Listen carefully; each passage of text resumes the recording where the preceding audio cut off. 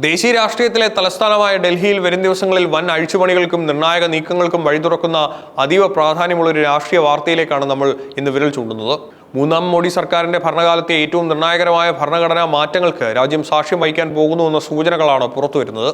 മോദി സർക്കാരിന്റെ മൂന്നാം ഊഴത്തിലെ ആദ്യത്തെ വലിയ കേന്ദ്രമന്ത്രിസഭാ പുനഃസംഘടന അടുത്ത ആഴ്ച നടക്കുമെന്നാണ് ഏറ്റവും പുതിയ റിപ്പോർട്ടുകൾ വ്യക്തമാക്കുന്നത്. ഭരണസിരാ കേന്ദ്രമായ സൗത്ത് ബ്ലോക്കിലും നോർത്ത് ബ്ലോക്കിലും ഇതുമായി ബന്ധപ്പെട്ട രാഷ്ട്രീയ അണിയറ നീക്കങ്ങൾ അതീവ സജീവമായി കഴിഞ്ഞു.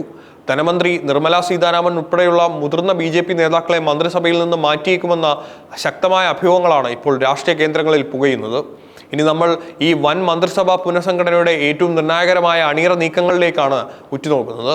ല്യൂട്ടൻസ് ഡൽഹിയിലെ അധികാര ഇടനാഴികളിലും ഭരണസിരാ കേന്ദ്രങ്ങളിലും ഇപ്പോൾ നടക്കുന്നത് സാധാരണ രാഷ്ട്രീയ ചർച്ചകളല്ല.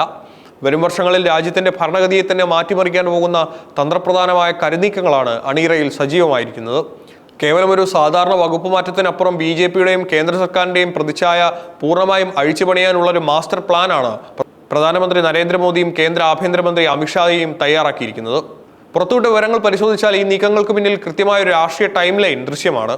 ഈ വൻ അഴിച്ചുപണിയുടെ ആദ്യ ഔദ്യോഗിക സൂചന ലഭിക്കുന്നത് കഴിഞ്ഞ ദിവസം കേന്ദ്ര ആഭ്യന്തരമന്ത്രി അമിത്ഷാ നടത്തിയ ഒരു അടിയന്തര യാത്രയിലൂടെയാണ്. യാതൊരുവിധ മുൻകൂട്ടിയുള്ള പ്രഖ്യാപനങ്ങളും ഇല്ലാതെ അമിത്ഷാ നേരിട്ട് രാഷ്ട്രപതി ഭവനിലെത്തി രാഷ്ട്രപതി ദ്രൗപദി മുർമുവിനെ കണ്ടു. ഔദ്യോഗിക വൃത്തങ്ങൾ ഇതൊരു മര്യാദ സന്ദർശനമെന്ന് വിശേഷിപ്പിച്ചെങ്കിലും ഡൽഹി അത് വിശ്വസിച്ചിട്ടില്ല.